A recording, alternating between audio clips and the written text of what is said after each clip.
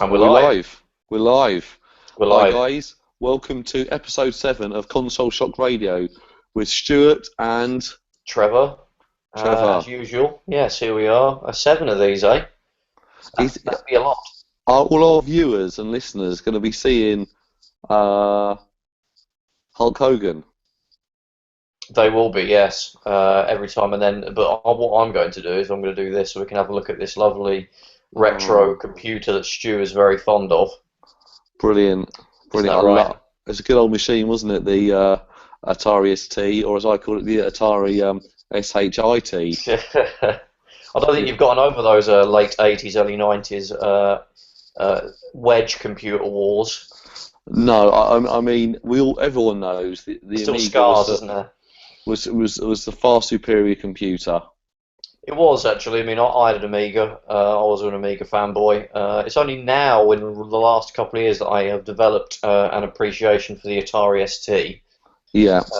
But yeah, it was quite. We don't really get these sort of types of wedge-based computer anymore, do we? It's either a PC or it's a box that just plays games and nothing else. A console. Well, that's it. I'm looking for a little PC to go underneath my TV so I can stream music, watch films and just do all bits and bobs like that. And it's kind of what these were, wasn't it? What's that? Sorry. That's kind of what these sort of computers were back in the day, weren't they? They were sort of more expensive than a console, but they could do a lot of things that the PCs could do. Well, they were PCs because PC, all that stands for is personal computer. It's not, people assume PC that's an IBM clone, but an Amiga, an Atari ST. Well, back as a PC, everything's a PC. Because all that means is personal computer, and you could do all the same things on an Amiga or Atari ST that you could do on a PC or IBM Mac compatible. at the time. I'll probably argue that a Spectrum wasn't a PC. It was kind of a first generation sort of Amiga style computer. What wasn't it? They all were that in the Commodore 64. Yeah, they were more what they used to call microcomputers. And I don't know if these are all proper terms for all of this type of stuff, but the magazines would call them that, wouldn't they? Back in the day, but certainly in the 80s. I mean, I don't remember the Amiga being called that in like the 90s, but flicking through some of my old 80s computers, like the ST and the Amiga, were called microcomputers. But this is a quirk of the UK is we didn't have we didn't have the crash, the video game crash that America had, because we had our own little industry that happily chugged along without any effect, which was these microcomputers. We never had that. So that's what they were called, which was when consoles were your NES and your Master System and those sort of things that were doing the rounds. It was an interesting era. So I keep on looking on eBay sporadically to try and get myself a Spectrum Plus 2. Yeah, I mean, I'm ashamed to say I was probably born a few years too late for the Spectrum sort of era. When I got into games, I was about 7, 8, I guess, and we're looking at sort of 1990, 1991. So by this time, the Spectrum, it kind of was supported, wasn't it, until the 93 time, I think. I remember there being magazines for it still on the shelves until about 93, so we had a good little... But realistically, you would have brought, at that time, you would have brought an Amiga, you would have brought an Atari ST over a Spectrum any day of the week, because, I mean, what's good and what's bad about the Spectrum is PCs at the time cost over £1,000 or £2,000. Yeah, but these British microcomputers were literally around the £100 price mark. And of course, people might think, £100 is a lot of money, but okay, for someone's, a middle-class family or something like that, a Christmas present, that's very reasonable. You could probably stretch to that for a big purchase at Christmas. It was also... Sorry, go on, yeah. I was in for me, getting a Spectrum, why I chose the Spectrum back years ago, I remember going to Boots and walked in there and I realised, Amstrad, they had half a shelf, Commodore 64, they had half a shelf, but Spectrum, there was one shelf or 2.5 shelves, something like that. It was considerably more games. It was nearly a three-way split, wasn't it, between the three of them? I think with the Spectrum and the Commodore 64. Exactly, but it just looked like there was more games on the Spectrum. So I thought, well, that seems like the sensible choice to go for. I'll go for the Spectrum, and I'll be happy with that. And I think I was, and it's you know, I think it's very difficult now, and I like to watch one of those BuzzFeed videos where they put a load of sort of 12-year-olds in front of the Spectrum and actually see if they can work out how to load the game, and you know, try and work out all the intricacies or idiosyncrasies about the system. Yeah. I mean, it's, as I say, it would have been about 90 that I would have actually have. I think I was when I was a very small kid. I think I was aware of video games, but I never really played with one until I was about 6, 7, and that was my cousin's Commodore 64. So I guess my first taste of video games was that gen. I don't know what gen you would call that, because it's weird. It's kind of apart from the consoles, isn't it? Which is what people mean when they say the 7th gen or whatever. But yeah, so that was my first experience. I remember playing Barbarian, the last Ninja, I think Lamatron, the mutated camel thing, like a cyborg camel thing. Can't remember, was that Lamatron? I can't remember what it was called. I remember RoboCop and Lemmings, the 8-bit versions of those. And of course there was a big pirate sort of scene where your mates would copy your tapes for you, which we don't condone, of course. But that was what you did as a kid, not having enough money to buy the games. And yeah, so that was my first experience. And then the Amiga and the ST were the second sort of generation of those kind of microcomputers with the floppy disks and all that 16 bits. So yeah, and that was and when I got into games, they were in their kind of golden era, or they were sort of in their sort of the top of their game. Although this time the Amiga was starting to batter the ST, because I think the ST started off a bit, had a bit of a head start because it was about £100 cheaper, I think. I can't remember the pricing for it, but it was quite funny. The Amiga came out, and you actually had the Amiga. The Amiga 1000. Yeah, which had the great keyboard garage. Yeah, the keyboard garage. But I don't think in my life I've ever seen an Amiga 1000. I've never seen one. No, they're a bit useless. I've never known anyone that had it. And then they came out with the Amiga 500, which had almost like twice as much RAM in it. Yeah. You could plug it straight into a TV. And I think graphics were the same, and sort of the fundamental sort of architecture the same, but yeah, it had more. They chucked more RAM in it. They put it in a nice case, the wedge case that we all know. Yeah. And it was just, and it was about half the price or something. It was like £400, which is actually a lot of money when you think about it. But the trick with these things were you would get your parents to buy them because to them it was a serious computer. When at the end of the day you just want to play speedball and sensible soccer, and occasionally do your homework. But even then it was. But realistically, back in, I don't ever remember doing much homework on my Amiga. It was a games console. It was a games. I certainly did lots of what I call like productive things, as in I would, do a bit of drawing on deluxe paint, but I would never ever use it to do an essay because, for one, they didn't have hard drives, so to load the software, it was always a real. It was all floppies. You could get a hard drive, but it was about another £400. Oh yeah. I mean, megabyte, it was. Which sounds hilarious now, but a huge 10 megabyte, big bulky thing that you plopped on the. I said, was side it of the right machine, side? Yeah, it was like a sidecar thing, and it would be useless for a lot of things because games had to be specifically coded for a hard drive install. So a lot of games you would still have to plop discs in and swap them around. Like The Secret of Monkey Island 2 was like on about 9 discs. So you'd be forever swapping them in and out. But that wasn't an issue then. You weren't like, oh my god, I've got to swap these discs out. How annoying. That was just the standard thing that you did. And it was still more convenient, which you would have upgraded from when you went to an Amiga or Atari. So I remember the time when I got a second disc drive. I thought, oh my god, this is the height of laziness. This is. I can just play disc 1 and disc 2. And I remember when you used to have to copy disc with one disc drive, you have to put it all in, and it would copy it to the RAM, and then but it couldn't do the whole disc from what I remember. You used to have to swap the disc over, then swap it back, then swap it again, and then you'd have Make sure the protect tab was flicked down as well. Yeah, you have all of that you have to worry about, and it was the good old days. Workbench was like slow as hell as well. I mean, I went on it. My Amiga 500 Plus is literally directly underneath me right now. I'm on a bed, and it's underneath the bed, and it's a bit dusty. It still works. I opened it up and I cleaned it a few weeks ago. I was worried that they have these horrible barrel batteries, which is what keep the date and time, the real-time clock. And they are in 500s and pluses, 500 pluses. They're notorious for leaking. But amazingly, mine hadn't. So I quickly took it out and replaced it with something that won't leak. And it still works fine. But yeah, I plopped in Workbench and it was slow as hell. Well, that's it.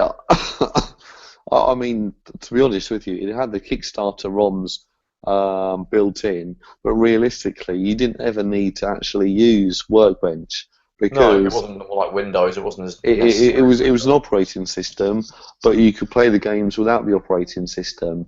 So it wasn't until I think I can't remember the year, but when I got a 1200 and I saved up and I got the hard drive. So then I installed the operating system on there, Workbench 3.1 or something, which was obviously a much better system than the operating system you got on. I think it was 2 that I had on the 500. Yeah, or something. Kickstarter 2. Around that or something. I can't remember quite the number of whatever it was, but it was a pretty good environment, and I had I had software on there to write essays if I needed to. I don't think I ever did. Put a few games on there and. Well, in terms of a comparable IBM PC, it was where you were still largely based in a command line. MS-DOS would have been in its glory days. We're talking early 90s, late 80s, early 90s. It would have been MS-DOS pretty much 90%. Well, if you're a gamer, that would be all of your computing would be MS-DOS because games weren't really made for Windows. 3.1 would have been the one around at the time. But you never had to mess with any of that stuff with an Amiga. It was just plop the disk in, boom. You're away. Talking about Amigas, talking about PCs and Windows. Yes. Sorry. The other day, I've got a glass of water here, so don't worry. The other day, I was watching this video on YouTube, and this guy was trying to show his mum Windows version 1. Is that OS First Timer channel? OS, yeah, that's it. Yeah, that's it. Yeah, I've stumbled across that before. It's like this 14-year-old Aussie kid. And he just gets his mum to try all these random operating systems. He's got like 1 billion subscribers as well from it. It's amazing. And it's the oddest channel. So I thought, this is like a bit of a funny a video. Then I think I've subscribed to him. I might not have done. And then every video is his mum doing something on the PC, and she's not particularly very good with PCs. And it's him in the background, sort of being all smart and clever, saying things along the lines of, Mum, how do you find the clock? Or how do you tell the time on this? And you sort of get to go to a website or open mail and just basically sees how difficult it is for her to do it without him actually telling her how to do it. Yeah, so, okay, there's some sort of lesson there that operating systems are a little bit tougher. Unintuitive. In the olden days than they are now, but part of me is I don't know. I don't quite see it. It's funny because he looks about 14, 15. I mean, he wasn't even born when a lot of these operating systems were around. Even if he is 15, he was literally. He would have been. His mum would have popped him out about 2000. So 98 would have been on its dying legs by the time this dude was born, which is amazing. But for some reason he's got some fascination with old operating systems, which is kind of cool. It's like a kid being into vinyl or something, I suppose. I mean, my first experience of IBM compatible stuff would have been Windows 3 and MS-DOS 5 or 6 or something, and trying to get Day of the Tentacle and X-Wing versus TIE Fighter to work and all that kind of stuff. I think my first PC that had Windows 95 on it. And And then that was that did the job, and I thought, this is the business, and the problem in those days is as soon as you brought a PC, 6 months later it's out of date.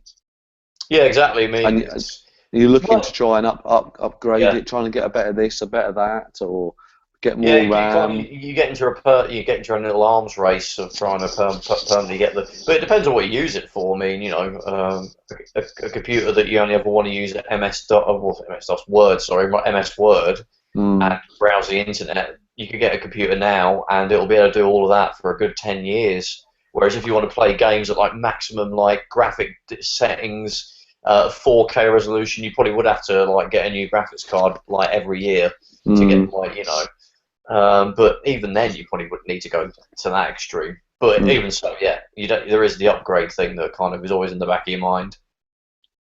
Yeah, because I feel a little bit. That's part my why I don't like sort of PC gaming, but I think I might be getting a PC within the next year or so. Well, you know what? I think I'm slowly converting you to it. I think one day you're going to be like, Trev, I've just bought an $8,000 8K computer, run everything at hundreds of thousands of frames a second, and it's basically some kind of Skynet thing. And I'll be like, welcome to the master race. Well, I don't like that whole master race thing. I think that's a little bit immature and silly. I think so. I mean, it's for the games I like to play. To me, I'm a bit sort of, because what I want is a little sort of small form computer to go underneath the TV, so I can, let's say download the odd movie. I can do my spreadsheets on there. I can do all other little bits. I can browse the internet on my nice big 40-inch TV. Yeah. Everything's good. And do you know actually what I want? Is actually I want a little Mac Mini. That's actually what I want. Because I probably wouldn't play any games on it. Yeah.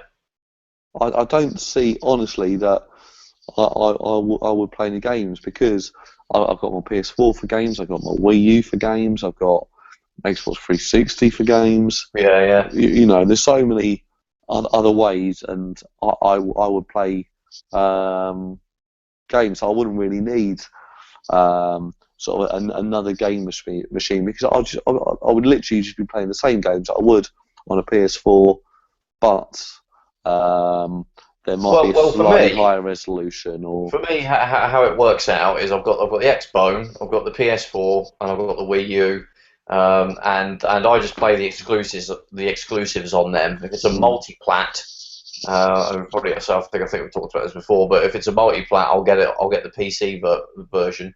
One, because it's cheaper, and two, because it'll be better. Well, you do get bad ports. Yeah. But even the bad port is still probably going to have at least some graphic settings that will take it beyond what you'll get on a console. So that's how it works out for me at the moment. But I've got, I mentioned it before, but I've got a gaming laptop that I use for that. Trevor, you never mentioned that you've got a gaming laptop. That's never come up. I've kept it to myself. That's never come up on these podcasts. I'm really scared about talking about it. I know. I didn't know that. I wasn't aware of that. As long as we don't start talking about FIFA, because we haven't done it so far on any FIFA podcast. I haven't played FIFA for ages, but no FIFA talk. No, we need to make a separate podcast for it, because we've got too much to talk about with that. And Amigas, and it would seem people are listening, what the hell's an Amiga? Or, I'm here for. Anyway, let's talk about the news. Let's do the news. Yeah. The news. Topical. Now, I sent you over the show schedule, because we're really organised here. We have a show schedule, listeners. Okay, now Nintendo's new console. What's it called? The NX? The NX, yeah. What do you think, Trevor? Well, basically they're admitting defeat with the Wii U. Whoa! That's a bit of a negative spin, isn't it? That's a bit of a negative spin. I know, but it's completely true. Unfortunately, they're basically admitting defeat. I'm a fan of Nintendo. This is not me laughing at them or anything, but they are. They're basically saying, the Wii U. I mean, the Wii U hasn't even sold 10 million units.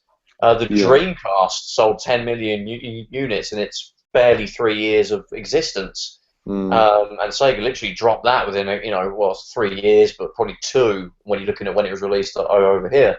But it's barely. I mean, the GameCube, which is quote unquote a failure, is that sold about 20 million. So it's done half of what the GameCube has done, less than half. So it is basically a failure. And when you think the Wii sold 100 million units, it's not even done a tenth of what the Wii did. So beyond stats and not being some biased person, it has been a failure. And I've enjoyed the Wii U 10 times more than I ever enjoyed the Wii. Yeah. Oh yeah, the Wii U. The Wii U is this gen's Dreamcast in not only in the sales, but literally in the quality. Because the Dreamcast for the first couple of years it was out kicked the PS2's arse for the games. Well, until GTA 3 came out, that the PS2 kind of caught up. And at that point, we know what happened. But yeah, no, I agree with you on that. It's far better than the Wii. What do you think about the NX? What is it going to be?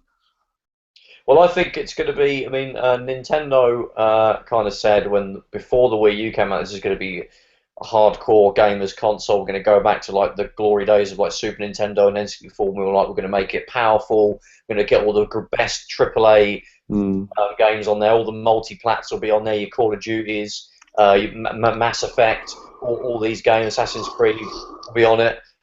With the games that they wouldn't release on the Wii, and the trouble is they brought it out, and it was basically something that's slightly more powerful than an Xbox 360. So when you see the comparisons on like Eurogamer, like Batman Arkham City, a lot of the times it can't even keep up with the 360, which is weird. No. And I think it's probably laziness from the programmers as opposed to it genuinely being inadequate, because I think it is probably a shade more powerful. But even so, we're talking about a system that's supposed to be next gen, and it really isn't. But it really get awesome HD Mario games. Yeah, I mean they look amazing, but yeah, they do. But they're not really pushing the machine at all. No, not really. They're not really kind of like. If someone you're not blown away when you see it. You could have done those Mario games on the 360, the PS3. Any day of the week. Yeah. Yeah, and so basically they've realised that the Wii U is a failure and it's not going to get better anytime soon. Unless I don't think there's anything they can do really. So the best thing is, as other manufacturers have done in the past, is to start with a clean slate and try and nib, but this time correct your mistakes of the past, like Microsoft did with the Xbox. They sort of dropped the Xbox original after it had a good 4 years, but it wasn't going to win anything, and they brought the 360 out early, and that resulted in a console that didn't win the whole gen, but was successful. Yeah, it's very successful. But Sega did it with the Master System. They dropped the Master System and brought out the Mega Drive, and had a good, a very successful system. So yeah, they're following that kind of pattern. But it looks like, the NX is going to be almost a machine that's going to be portable, and it's going to be to go onto your TV as well. So the idea is hopefully it's going to be really powerful, and have some really good games on there. The whole idea is that you can play the game when you're out and about. You can play it when you're at home. On the TV, and it's going to be sort of one machine. And there are all these. Obviously, yesterday is April Fool's Day. We are recording. I think I spotted someone who had a picture of the Nintendo NX, and it was basically looked like a 3DS with 2 thumbsticks and a massive wide screen on it. And I thought, that looks quite good. Like a gamepad. Yeah. Gamepad. Yeah. Yeah, I'm not sure. I'll play that. Yeah, well, I mean, I'm not sure how powerful you can make a console that you can put in a form factor you could pop in a bag and carry around with you, and then get out again to pop into a computer. Well, you got a thing actually, Trevor. But let's say when you're playing it, out when you're out and about, you're only going to be playing it at 640p or something. So it's much lower resolution. So you're going to need less power. So when you come in and then you sort of, let's say you plug it into your dock underneath your TV, then instantly you've got a lot more power there, because There'll be hopefully some sort of processors within that will be needed, so you can play it on your TV as well. And then I've always said, the way to make the Wii U successful is just make a Pokemon game for the Wii U. Well, it's difficult, wouldn't it? Because if you have something that's like a thing that can turn into like a baby version of the unit when it's detached from the telly, but then you're kind of thinking, how is it better than a tablet? You can get these tablets now that have 1080p screens that can play FIFA and all that stuff, and are as powerful as a 360 now. So you're kind of thinking, would someone want to bother with a Nintendo branded tablet that's maybe doesn't have all the features that an actual tablet has? Well, the problem, what you're going to get there is you're going to get the Nintendo Magic. Yeah. And you're not going to get that off a tablet. You buy it for the exclusives, presumably, yeah. Yeah, but I don't think this next console that they're going to bring out is going to be a tablet. If they just go, this is our new console, it's a tablet, I think they'll just be on another route to failure. I think the next machine is going to be, hopefully, graphically wise, better than the PS4 and the Xbox One, and it'll just have all the Nintendo games that we want, and it's going to be a mixture of play at home and you can play it on the go as well. Well, if I was part of the design team, I would say, if I was like Reggie Fils-Aimé, the president of Nintendo of America, I'd rock over to, what's his name, Iwata, and I'd be like, dude, make a console that can basically play games at 4K resolution. This is what powerful is at the moment. It'll be something that can play games at 4K resolution at 60 frames a second. Obviously, that can downscale because most people still have regular like 1080p tellies, but it will still look great because it will downscale a 4K image to 1080p. You'll still see the fine, really amazing detail, and it can play all those games at 4K, 60 frames a second without crapping out, which is something that neither of the next gen twins can do. That should be the baseline that they should aim for. If they manage that and it comes out next year, or 2016, I think is when they're saying, isn't it? It'll come out. Yeah, 2016. Yeah. And maybe for about 300 quid, I think that'll be the best thing they could do. And maybe it's backwards compatible with Wii U somehow, so they'll still get a bit of extra life out of people will still play Mario Kart 8 and. Well, I guess Zelda will be the big one. There's rumours that's been cancelled and it might move to the NX. And give it a good name, for heaven's sake. They always abandon the really good code name that they have. Yeah, Dolphin Dolphin or like Ultra 64. Like Nintendo Revolution. It's like those names are awesome. Then they give them actual rubbish names. I mean, that goes on to our next point. You've already sort of just mentioned it slightly. But the good news is that they're going to make Zelda a hell of a lot better and not rush it. So there's a positive spin on this news. So if you have like a scenario with like when Sega were making Shenmue, it was originally for the Saturn, and then they had a new console in development, and they moved it to that, and obviously the potential increased. If it's like that, then we could be in for. Because I will get the Zelda game. It looks really. If it's like I'll buy it. Yeah. 100%. It's and I hope that it does come out on the Wii U because it deserves its own Zelda game. And it'd be like Twilight Princess, won't it? Which had a simultaneous kind of release on the GameCube and the Wii. You had the weird thing where it was like mirrored on like the Wii. Yeah, that's right. Yeah. Because of the way you held a Wiimote. Although I prefer the GameCube version, but yeah, that's rare as hell now. People go mental buying that off eBay. I've actually got a copy of that here. Yeah. Can I have it? Can you have it? No. I'll give you FIFA 95 from on the Mega Drive for it. You still haven't come round to pick up those laser discs. That's a good point, actually. Yeah, you told me that ages ago. Yeah, we'll come round and get some. I need to. Star Trek laser discs. How is your laser disc? Was it a collection you're starting, or is it? No. What the hell's a laser disc? Would you care to enlighten people on what they are? Well, they are. Well, laser discs is when VHS came out.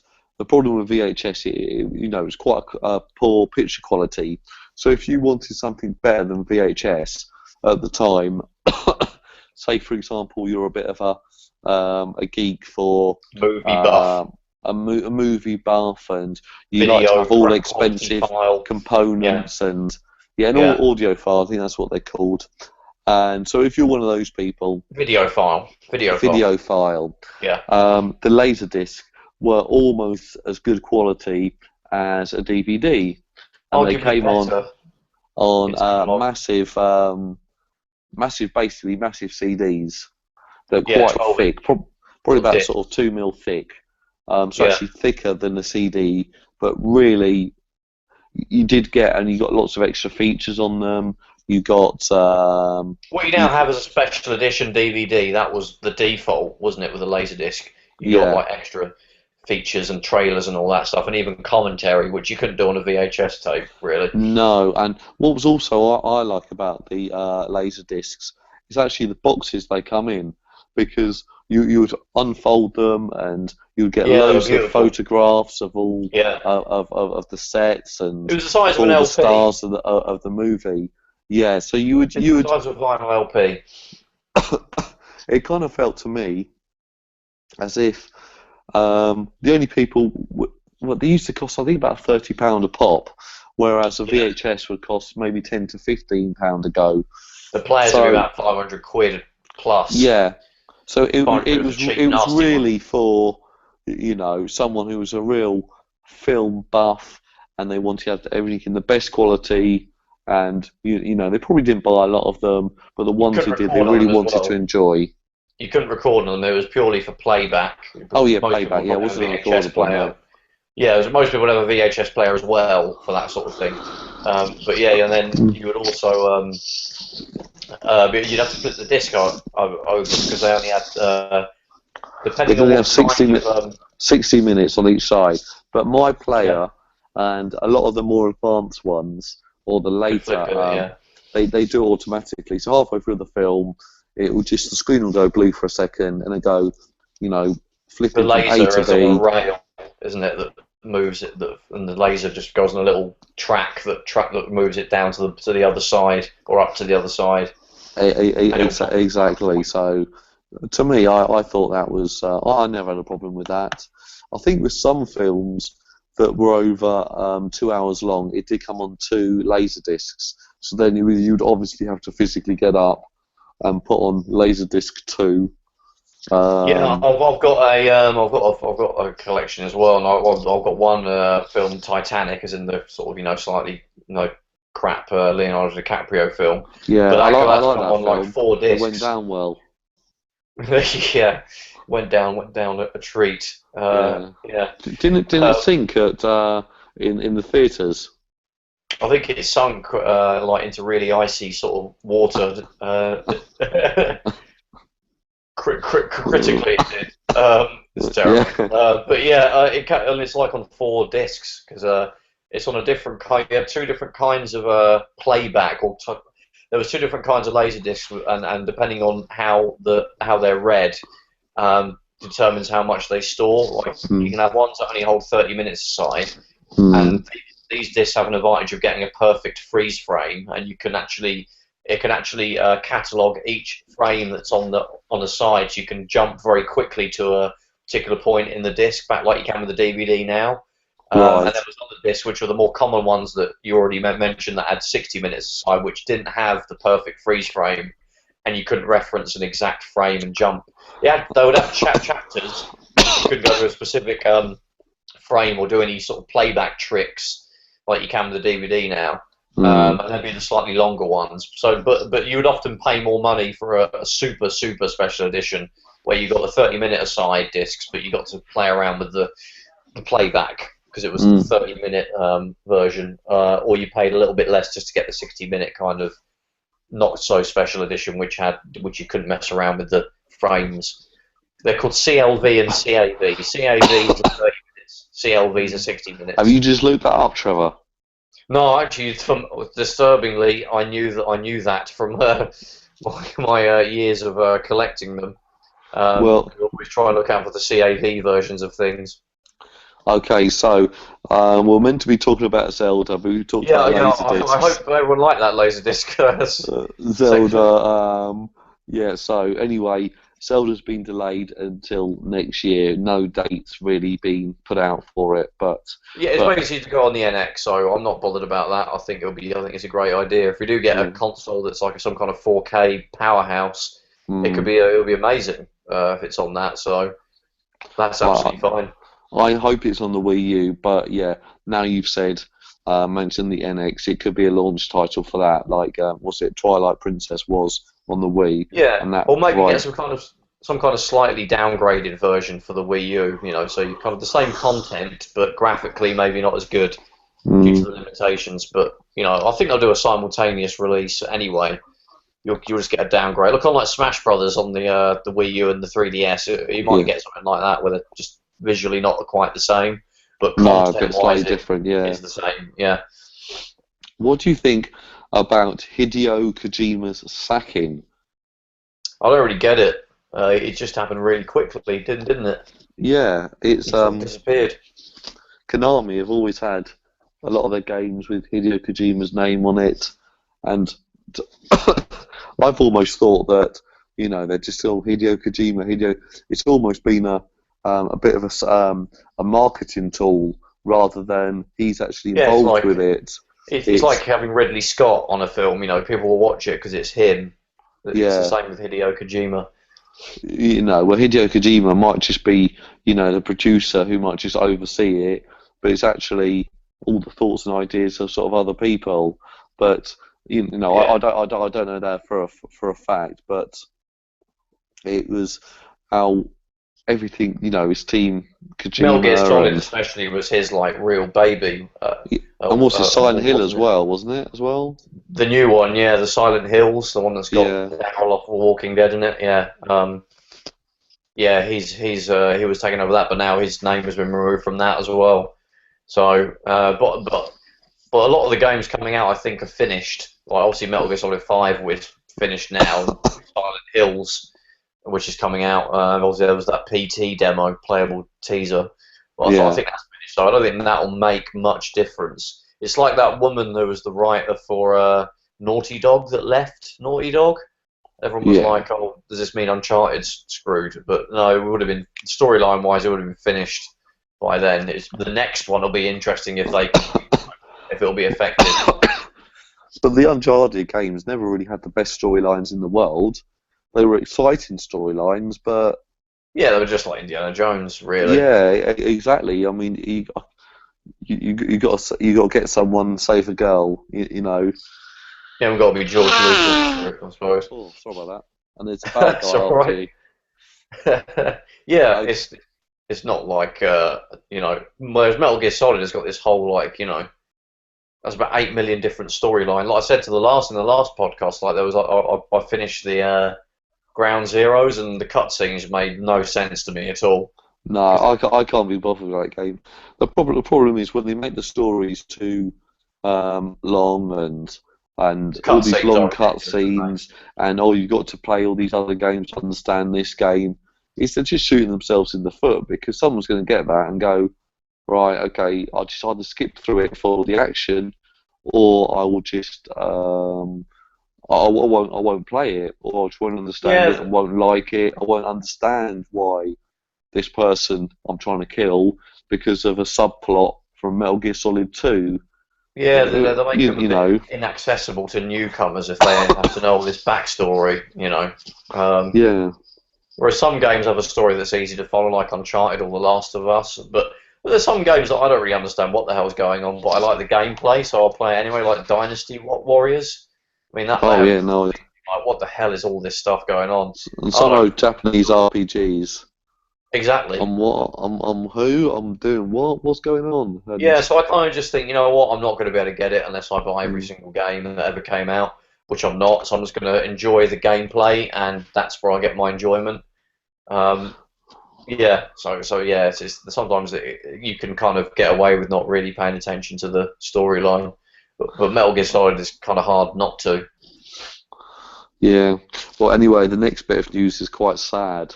Yesterday. Oh yeah. It's a bit sad news, this, Trevor. News of the samurai.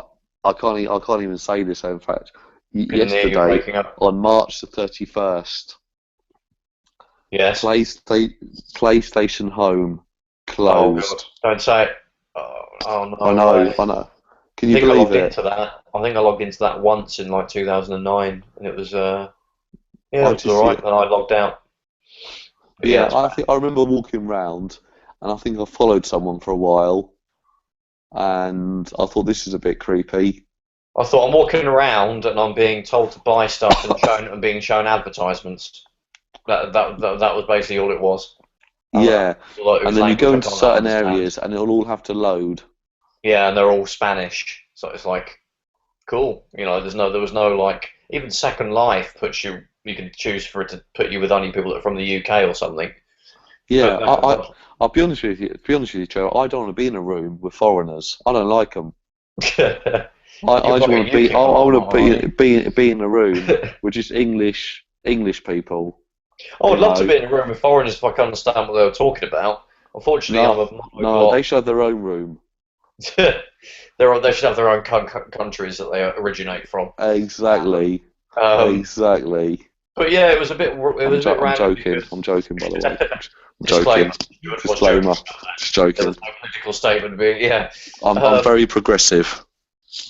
Stu only went into rooms that had foreign people in them. In fact, you No, didn't that's go to it. any I rooms would actually only go into rooms where they only spoke Japanese. because you're very open-minded and I'm enjoy very expressing, open-minded, and I enjoy learning about other embrace all cultures. cultures. Yeah, as we all do. But yeah, I did find it, and it was just a thing. It was just a big advertisement with loads of like microtransactions to buy like pointless things that everybody's now lost, presumably. Oh, I can't imagine. Oh, damn! Those shoes that I bought for my avatar are gone forever. Damn you, Sony! I'm going Well, to that's it. Yeah. post about this on the interwebs. Yeah, it's like Uh, more for. I knew from the start that it wasn't going to. They didn't really seem to be. They never really talked about it until after it came out. Really, it was it was kind of just a little icon that was on everybody's home screen that you hmm. couldn't delete. At least the No. SingStar icon you might use every now and then, because everyone was annoyed about it, and that became a permalink sort of thing on your menu. But yeah, I Yeah. never used it Uh, really. nor did I really. So I don't think. I'm Joking amazed it aside, lasted this long. I'm amazed it lasted this long. I don't really think we're too bothered. Now, Trevor, what is Stuart. your opinion? Trevor, what is your opinion on Rainbow Six: The Siege? I played Rainbow Six demo on the PlayStation 1 in about 1998. That's it. So okay, so you're not really a Rainbow Six kind of guy. I know what it is. I know it's like a stealth first person, Yeah, because but I've never really got into them. No, because they haven't been uh, around. The last one was years ago, wasn't it, or something? well, I really enjoyed Rainbow Six Vegas 1 and 2 on the Xbox 360. They were Oh both right. absolutely smashing games, and and I really sorry, and I really enjoyed it. And I think Yeah. with this game, it's going to be a bit sort of like I want to describe Evolve, where the whole idea is you go in there, and one team has got to fortify the house, so or the building or the warehouse, and stop the other team from getting in, and the other team have got Counter to try Strike. and get in. So it's more like a cooperative game. So you Like Counter might, Strike. yeah, I Or know. Battlefield Hardline is like kind of like that, isn't it? Where you're either the cops or you're the I've not bad really guys. played that, but this is more, what one of you, I guess, is the terrorists, and Yeah. you've got to hold off the other team. So I can imagine, put up barriers, and you might think, oh, they're going to come through the front door, so we'll barrier that, put lots of high explosives around that and make traps, and then the other teams, they've got to actually get into the building, so they've got to look at the plan and try and find a weak spot. Like there might be a small window at the back of the house, or there might be some sort of sewerage system, or a different way of getting into it. And it just seems like, actually, this seems like a really good idea for a game, and a cooperative game where we can get together, work a bit more as a team. You've all got different roles, a little bit like what Evolve was actually. Yeah, that came out recently, didn't it? Where you could be, wasn't that where you could you had like a monster and like kind of almost like a weird grown-up Pokemon game. And Lucas, who works in the shop, absolutely loved Evolve. He was, he's always playing it, and he was well impressed with it. I'll be tempted, but I'm just not. I don't have the time to dedicate to like. I'll just get not so much the time because I probably could, every time I play a game, I just played that game, and then others I probably could like level up my monster dude to the point where he's like some kind of Godzilla thing. But I think I'd get bored before then. It's just like going around killing other dudes, isn't it, and nicking their stats or something. No. The problem with Evolve is all the monsters, they're all the same. They don't get. I think they might do actually, but the whole idea is. If you're, I mean, I play a lot of online, but I don't really play with other people. I just play by myself. So something like Evolve, where you've got to jump in and work with three other people to defeat this monster.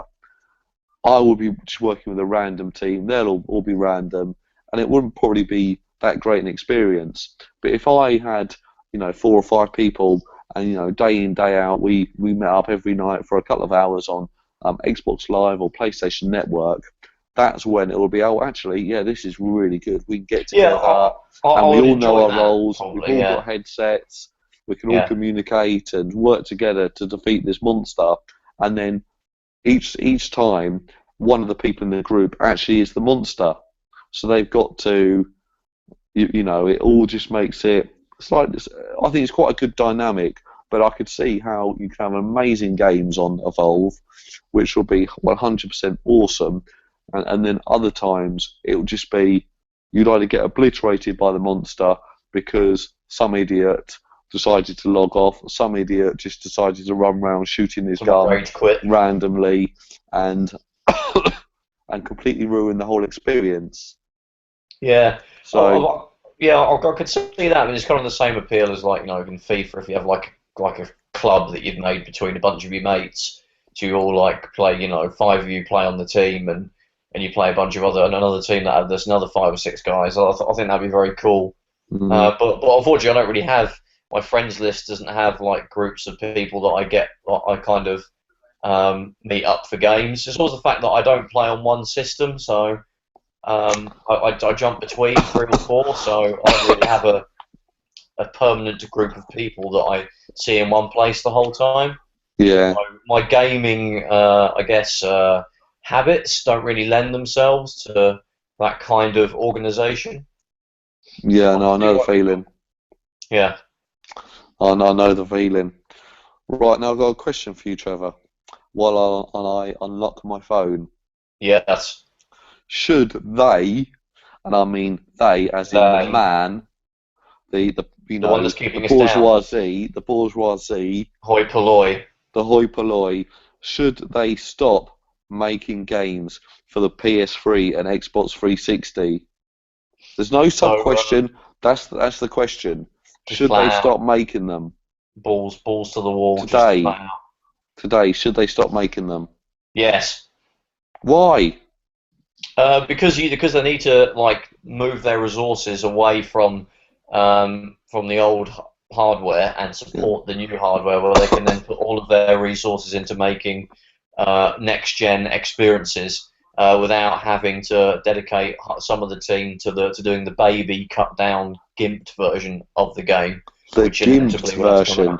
Yeah, I mean it's just a fact of life. I mean I know there's people now, and it's kind of weird to think of it that might be they're in their teens now and this is their first transition because they were maybe like 5 when the 360 came out, and that was their first console, and this is the first time they've experienced someone dropping them to make you go and buy the new version of the system, whereas people like us in our 30s, just aged both of us live on YouTube, we've seen 3 or 4. Do you know what? There's going to be a lot of comments under this video. Stuart's in his 30s. OMG, I thought he looked late 20s. There's going to be an outcry. You do. you've got a very chiselled young. You've got a Yeah. bad case of young face. You're basically like No. Riker in Star Trek: The Next Generation before he got a beard, which is the highest compliment I can give anybody. But yeah, bring it back. I think they should stop making games, despite the user base. I think Well, Trevor, I'm going to disagree with you because I'm going to sound a little bit political. The election's coming up, getting a little bit political now. Yeah. And all I'm thinking about is the Xbox, PS3, still very good machines. Xbox 360, I mean. And the point is that a lot of people they can't afford this jump to the next gen machine. Yeah. So, and I think there should still be life in the Xbox 360 for at least another sort of 2 to 3 years, I would say, where people can buy an Xbox 360 for as little as sort of £60, for example, in my shop. Good plug there. But the point is, only your shop, I think. I don't think other shops do Xbox 360s. It's just my shop. It's a niche market. Yeah. I think we're the only retro game shop in London. The only retro game shop in London. Well, that is a fact. That is a fact. Right. But the point is, if you're to go to the only retro game shop in London, you'll have all these amazing 360 games that are cheap, because obviously prices are very good, and if they can't afford the new consoles, there'll be a 360 version. Well, exactly, and people obviously the 360 version of a new game is still going to be around the same price as the PS4, but you haven't got the initial outlay of going spending £250, £300 on Xbox One or a PS4. Exactly. I mean, the consoles, the old gen right now is getting a pretty good deal. I mean, you're getting most of the AAA games that are coming out on the PS4 and the Xbone. They're getting their own version that pretty much are content identical. They're just not 1080p or whatever shitty Xbone resolution they'll be using, and and that's it really. You're still getting, the WWE is still coming out, FIFA, Call of Duty, Battlefield. What was it? Battlefield Hardline came out last week. Battlefield Hardline, yeah. All these games, apart from the Order 1886 and Sunset Bloodborne didn't come out. That was just PS4 exclusive. I think this year's the first time there's more coming out, isn't there? That are just only. But the big guns that sell the biggest copies, they tend to get. And the 360 and the PS3, they'll be getting FIFAs until probably 2017, 2018. I think so. Yeah, they'll still get the big guns. I mean, the PS4 got FIFA 14. And that was like 14 years into its life. So, you can expect at least another 3 or 4 more years of games. It'll decrease. Well, they tend to transition into like a kiddie system, don't they? That's what tends to happen.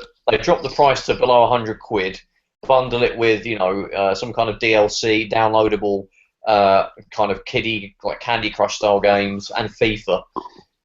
And they'll kind of live in retirement as those sort of systems. That's kind of how they end up, going to the sort of console graveyard, as kind of in a hospice of FIFA and kiddie games. That's how I describe it.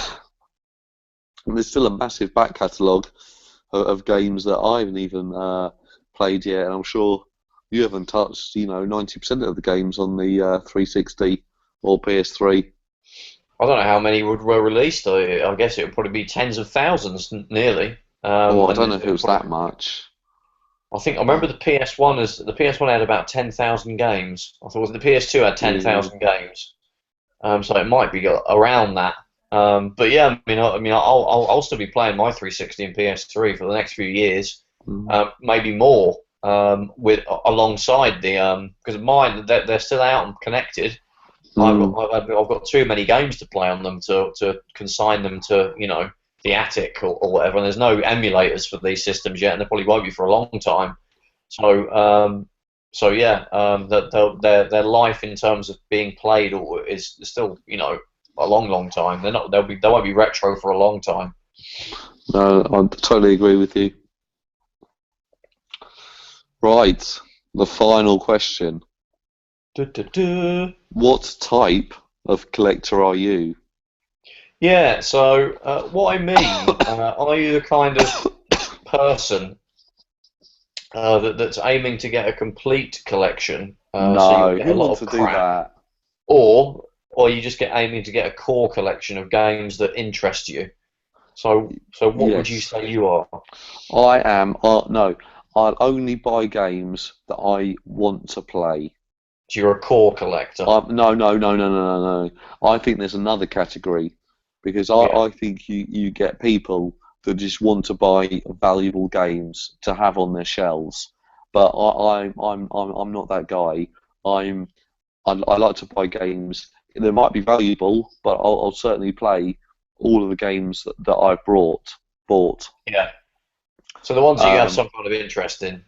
yeah, but I mean, my opinion of people that do the full set collections, I think it's ridiculous because I mean, you have to spend a lot of money on buying games that you're not ever going to play, you don't like, are not very good, and Yeah, I mean, I've talked to people and they brought, oh, I had to get this game from France because it's part of the PAL collection. Oh, it's no yeah, good. It's yeah. all in French, but I've had to buy it, right? And I remember a guy came into the shop and he goes, "Oh, I'm going for a complete Xbox original collection." And I thought, "Oh, I know that before." Yeah, I didn't mean that sarcastically. I meant, "Oh, I genuinely haven't heard that before." yeah. And then I was got chatting to him about it. He goes, "Oh yeah, have you got in club football, uh, Borussia Dortmund?" Oh yeah, yeah. I need to And get the Leeds United one, I was Tottenham, like, Celtic. "No, no, I haven't. No, sorry." And then what was the other one? And I said, "Oh, actually, here, there's a lot of those you got to collect." And he goes, "Oh yeah, I've got Leeds, I've got Aston Villa, I've got Celtic, I've got Rangers, I've got Bayern Munich, I've got Real Madrid, I've got," Yeah, and and then he basically rung off this massive, great big list of all the club football games that came out for all the different clubs, and I was just like, "What? That's that's mate, yeah, that's that's just excessive, isn't it? that's just Club football's a crap game anyway. yeah." Or if you're an Arsenal fan like I am, you might want to buy You'll the get Arsenal FIFA. one. Yeah, get FIFA. Exactly. So, Yeah. but Trevor, don't tell me you're one of these completionists, are you? No, no, I'm the same as you. I only get games that are of interest to me, and probably means I'll end up playing them. Sometimes that means there'll be valuable ones that'll be part of that, Mm, method of collecting. So mm, you kind of have a little bit of the other category you say where people just want to get the valuable games just because they're valuable and have no mm, intent of playing them. But I buy them with intending to play them. mm. And yeah, I mean, there's I try and get I'll try and get those games. And when I go into a game shop, I tend to, especially if it's one that has older games. So there's not that I'll say you're the only retro game shop. So anything Super Nintendo or anything, Mm. you're the only choice. But if it's like last gen or something, like we sort of talked about last week, I have a mental, um, sort of notes of what games that I kind of have an interest in.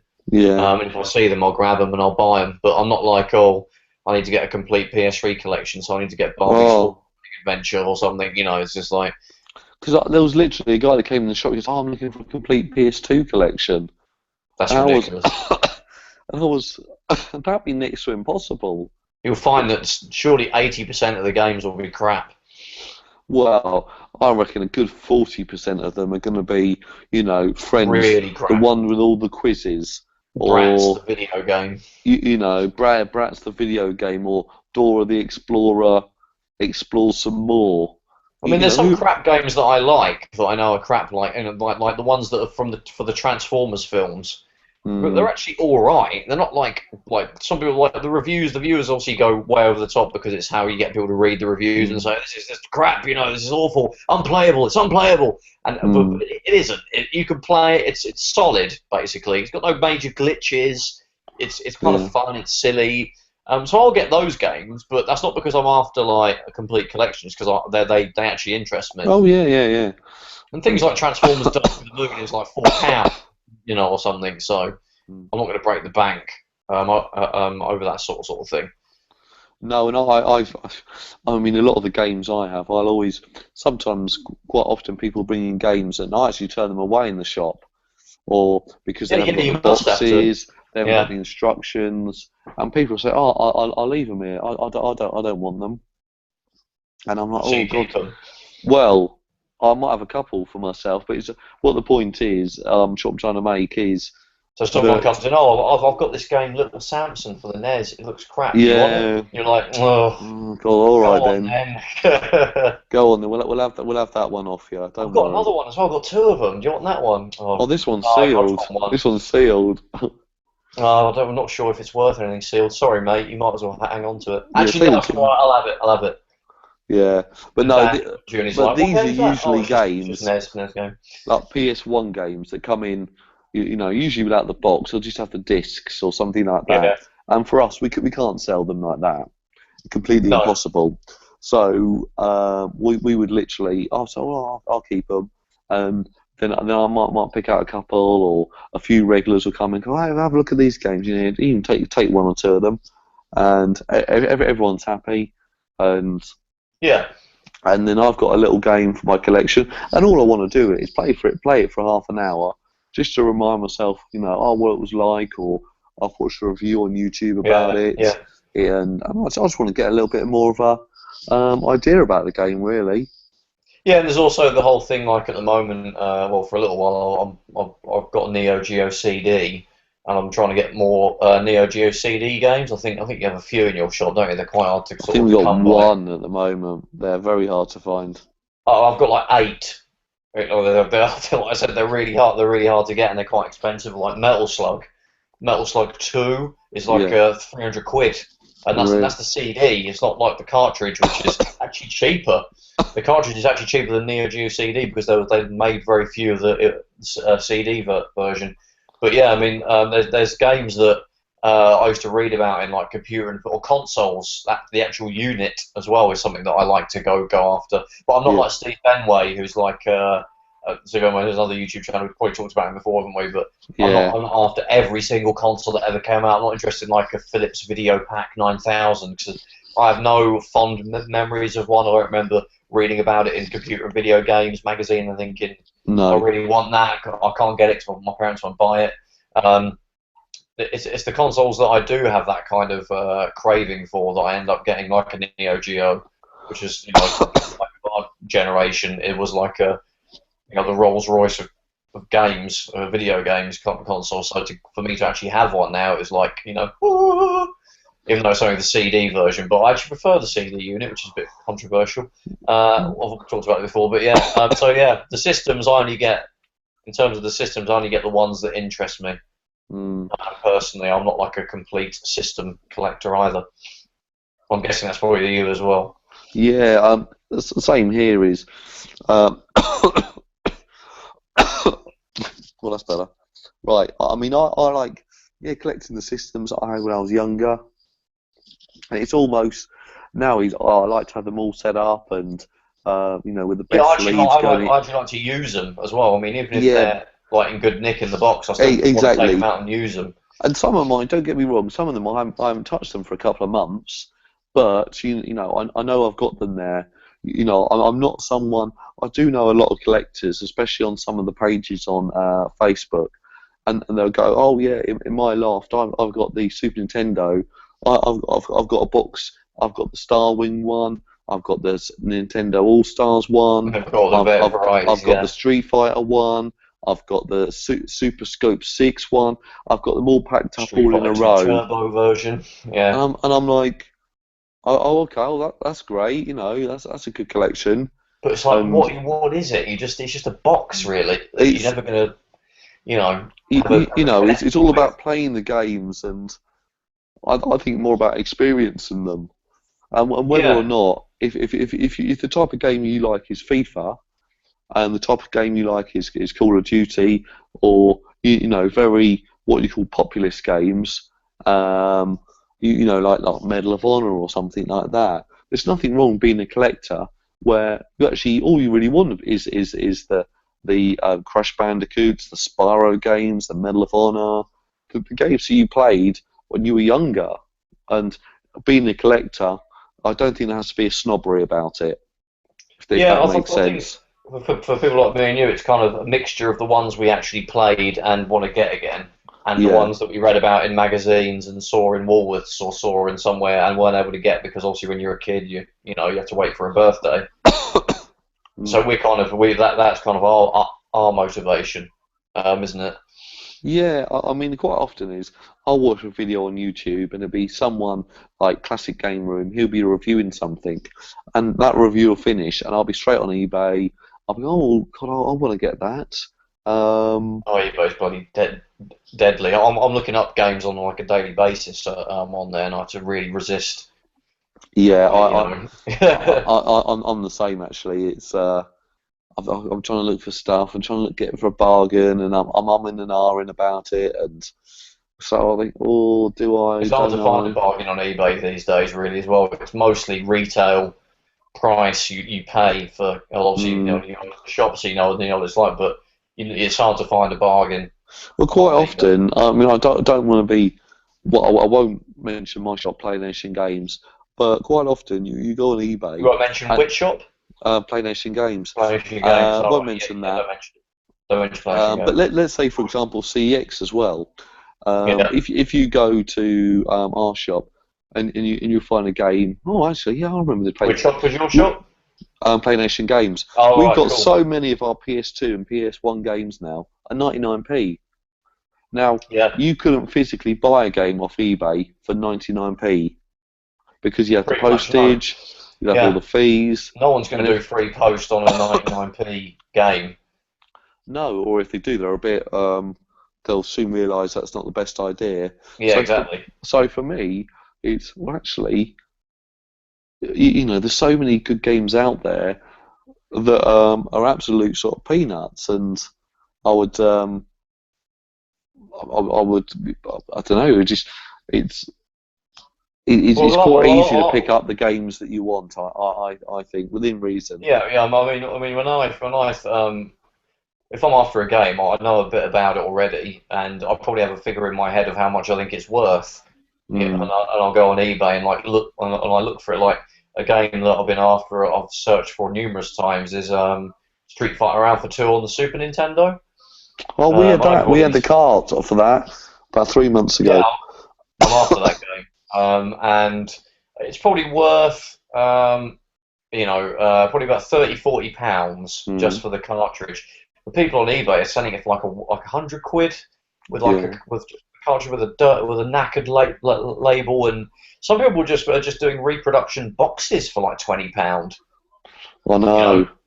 And that's like, it's not a real box. You've remade the box, but it's £20, and it probably is in much better material than the actual original Nintendo-made box. But I still rather would pay £20 for the original box. I wouldn't pay £20 for a box generally.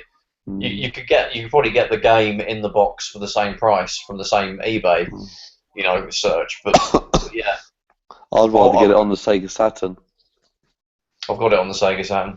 Yeah, I've got it on the PlayStation. I think there's little. Sorry, I'm blowing my nose again. There you go. One for the lady. Getting some extra noises on there for free today. But no. Were you coughing on people in the store today? No, I'm not wasn't in there today.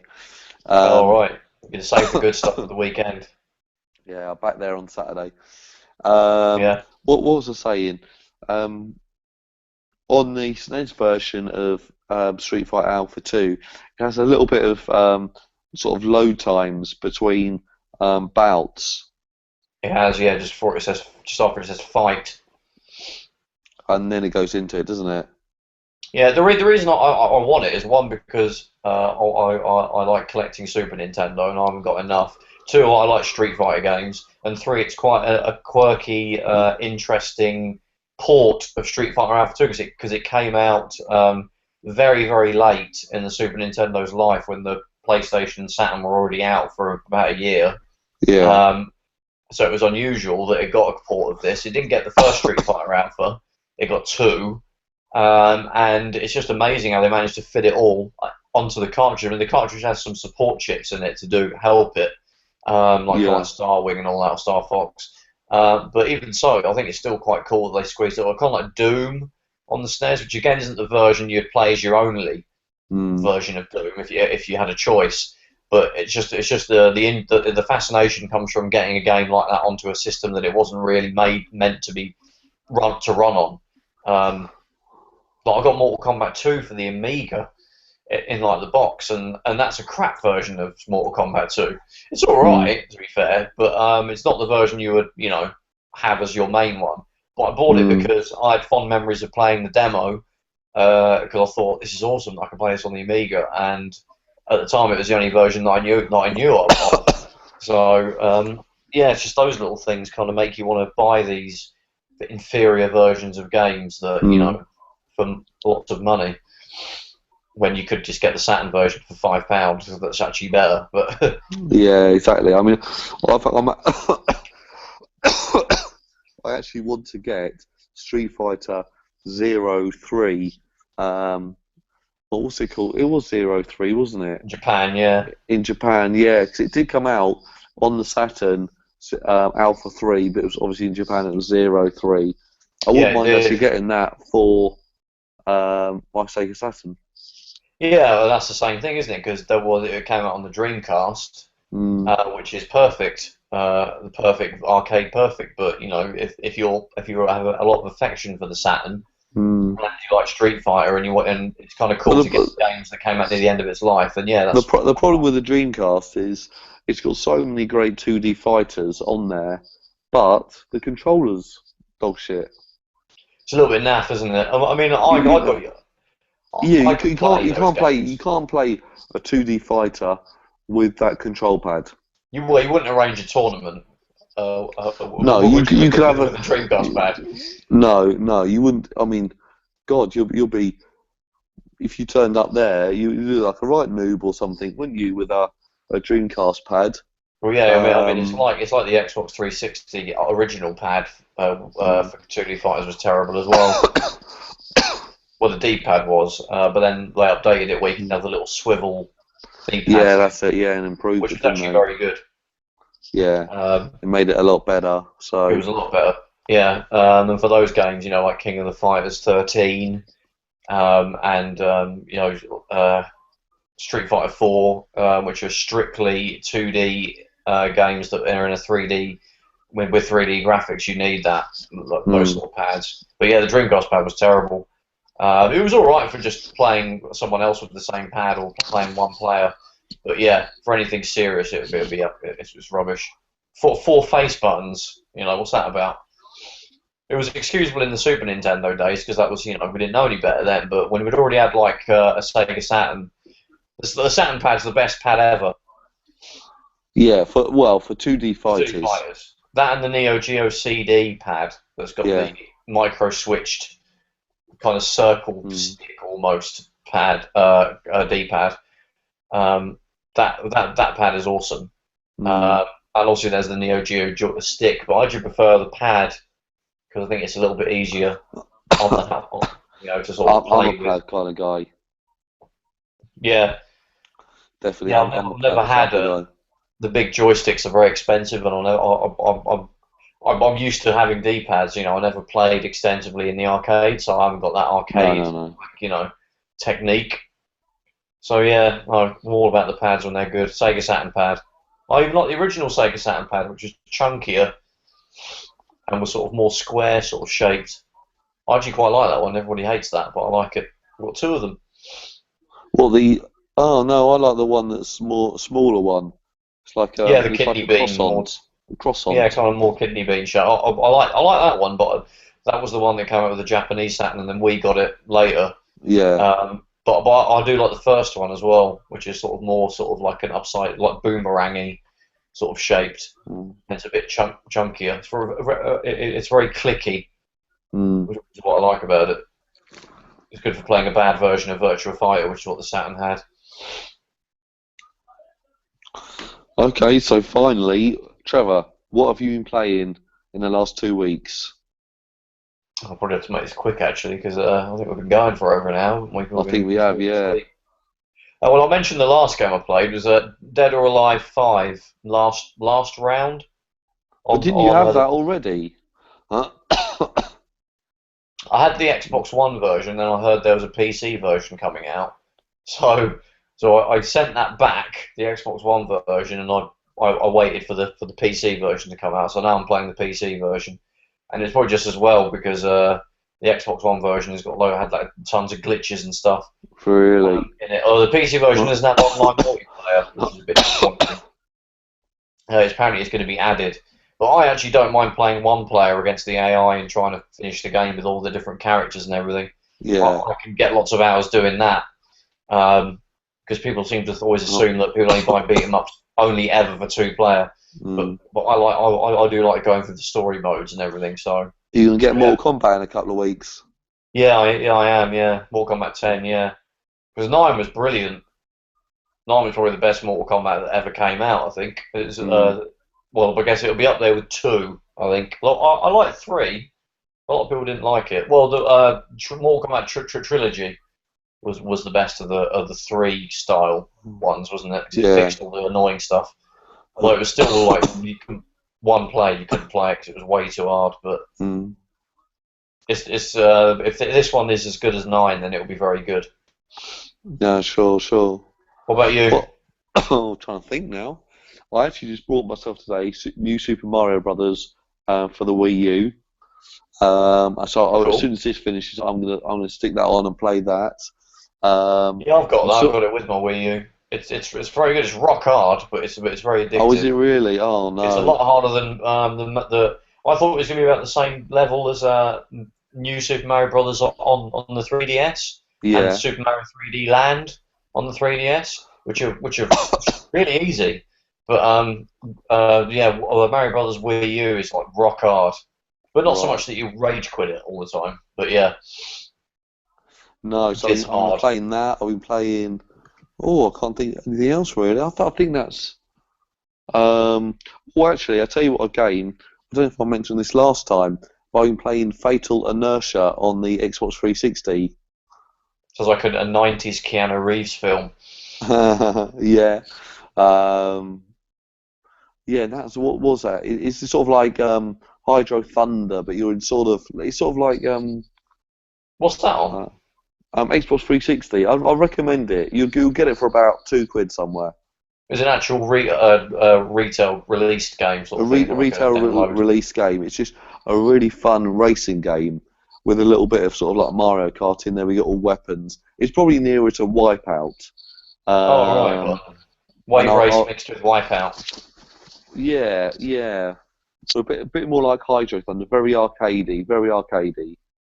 I did used to love Wipeout actually. I thought it dropped off a little bit with the more recent ones like Wipeout HD Fury, whatever it was called. The problem with Wipeout games are too hard. Pulse was good on yeah. Well, 2097 and original Wipeout were about the right level, I think, of difficulty. Although when you put it on like Venom, was it Venom? Level because it increased the difficulty by basically giving you less laps, and it made your spaceship or whatever it was racing hovercraft thing. It made it really fast, so you had to really struggle, be an expert. But it didn't seem like it was too hard. But the newer ones, were very hard. I just think that I don't know. I find controlling them very, not very intuitive, and you almost have to memorise the tracks. And I don't think you should have to do that in a racing game. The early ones did it better. And Wipeout Pulse. Was it Pulse on the PSP? Yeah. And Wipeout Pure on the PSP. They were the two PSP. They were very good. They were more like the PS1 Wipeouts. But the newer ones weren't so good on the PS3 exclusives, weren't they? Yeah, Psygnosis, old Psygnosis. And part of Sony Studios are closed down now, I think, haven't they? Yeah, they're closing down. Yeah, which is quite sad. No, that's not good. It was only really Wipeout, wasn't it? They were doing really in recent years. I don't think they really did anything else. Yeah, not that I know of. Not that I can think of comes to mind. No. No. Oh, All right. I Well, think that's us. thank you very much, there, Trevor. Thanks, Stu, despite your sacrificing your health for the podcast. I know. Sorry. Be appreciated. So Don't please cough over the like, share, customers. subscribe. Don't cough over the customers as well, Stu. Remember that, right? What? I won't. Good. No. But yes, subscribe, everybody. Share. Like and share. Like, share, and subscribe. Watch all the other episodes again, and also like and share those. And In a big subscribe. fest of liking and sharing, and subscribe. All Cool. Right. Goodbye from me. Goodbye from me. See you on the next one. Bye. Bye.